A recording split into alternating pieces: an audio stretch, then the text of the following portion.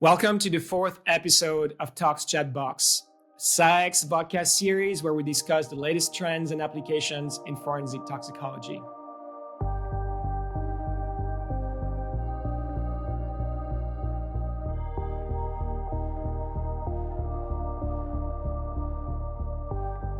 I'm Pierre Negri from SCIEX, and in today's episode, we're going to talk about drug metabolism studies in forensic toxicology setting and the application to authentic biological samples. And today we're joined by Sara Walton. Sara is a forensic toxicologist at the Center for Forensic Science Research and Education. Her work primarily falls under their NPS discovery program, where she's currently developing novel methods using accurate mass spectrometry to examine NPS trends and their metabolism. Hi, Sara. How are you? Hi, Pierre. I'm good. How are you? I'm great. Thank you. Thanks for coming on. This is exciting. It is very exciting. Sara, you've been working at the CFSRE for over 3 years now, where you've been supporting the NPS discovery program. But you're also currently pursuing your PhD in analytical chemistry from Temple University. Can you briefly tell me about the connection between your work there and your PhD thesis? I've started working at the CFSRE back in 2019. And then just in 2022, I started my PhD while working full time at the center.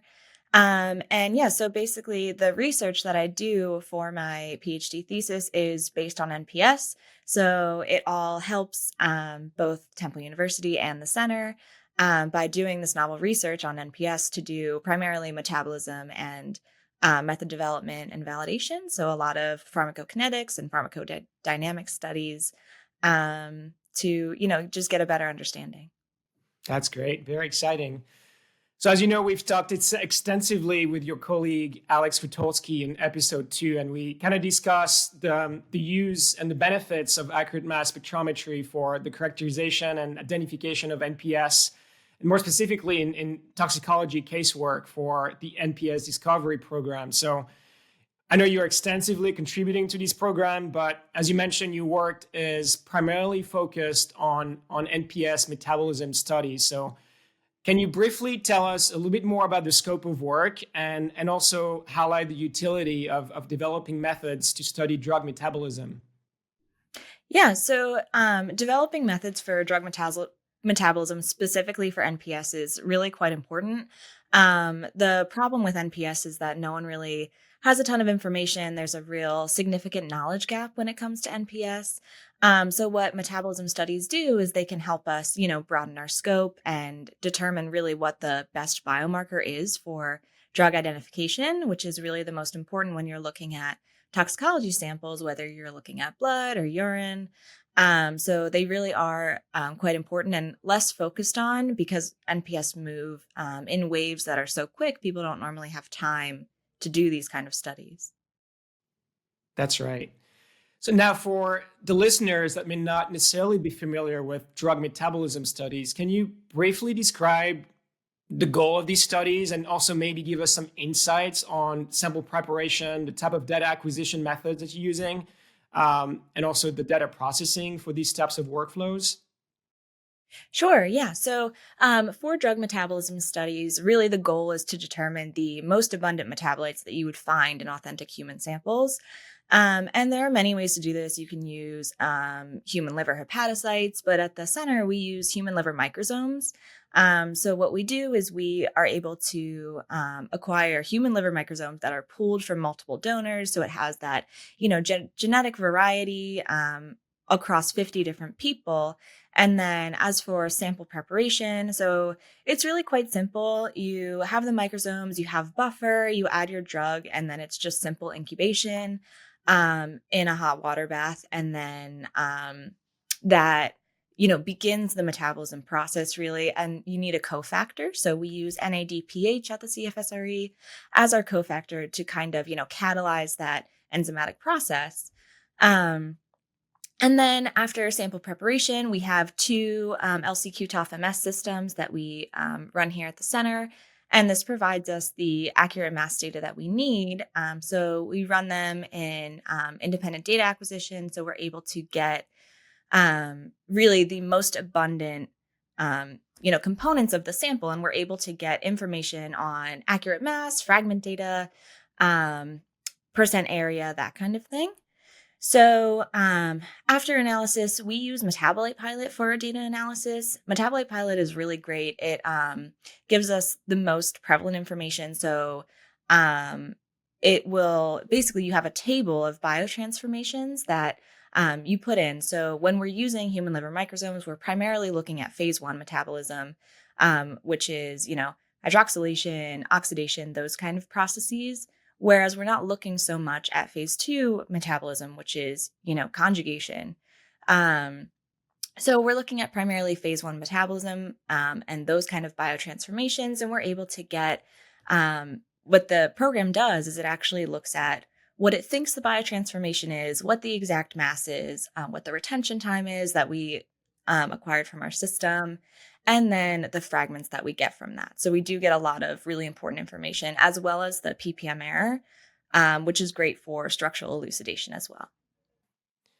So Sara, I know one important area of focus in your work is centered around studying and understanding the metabolism of synthetic cannabinoids, which are arguably one of the largest and most structurally diverse classes of NPS. Was wondering if you could tell me a little bit more about the challenges of identifying and also characterizing this class of NPS, and also why forensic toxicologists are so reliant on their metabolites to confirm their presence in authentic biological fluids.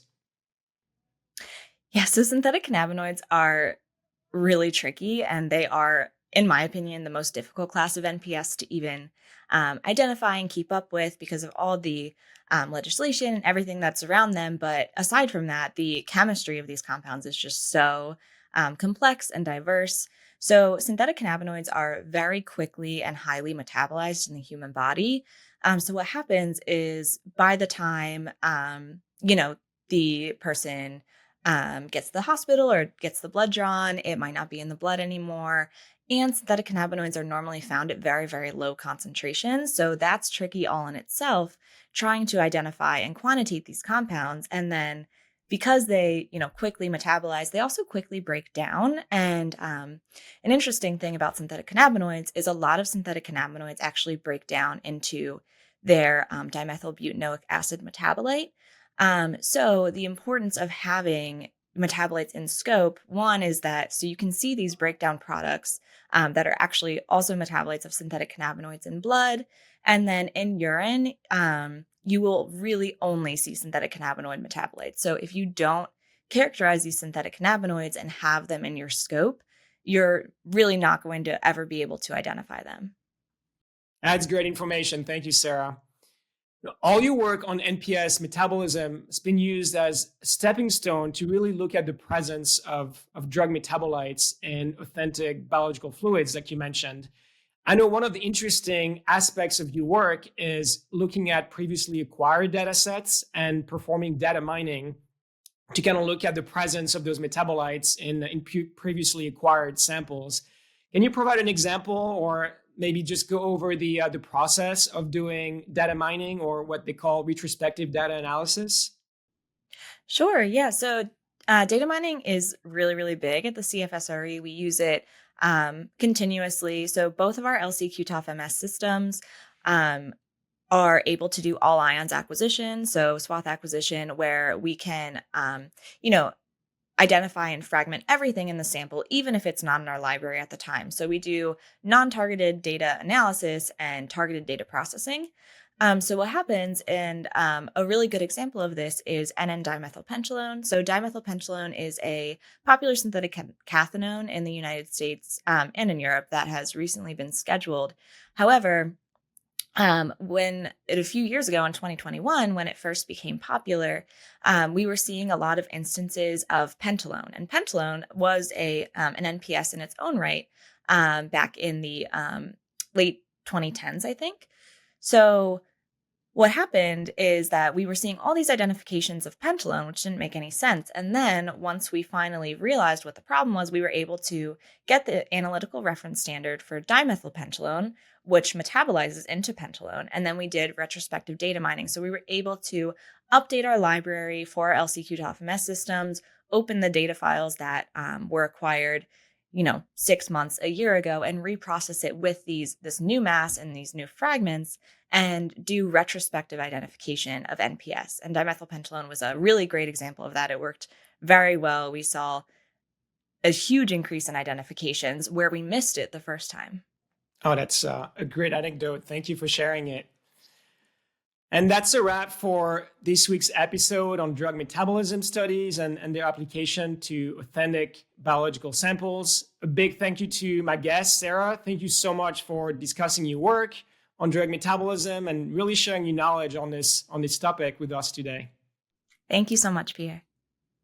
And as always, thank you to the viewers for tuning in and watching this episode. Please make sure to check out the NPS Discovery website. As always, you can get the latest trend reports and public alerts about recently emerged NPS. Also, make sure to check out our NPS analysis subpage on the SCIEX Forensic Toxicology webpage.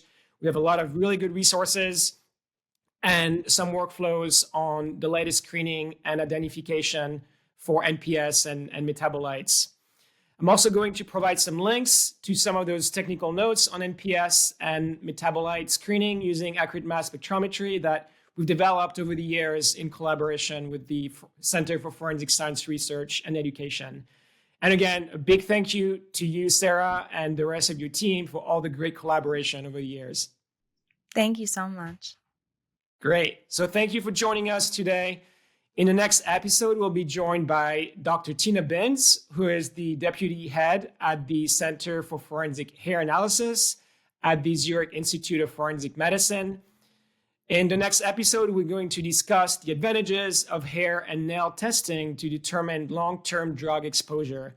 So Tina is going to be telling us a little bit more about the challenges associated with the detection of low-level drugs and metabolites in those keratinine matrices. So make sure to tune in for that episode. Thank you so much, and we'll see you next time.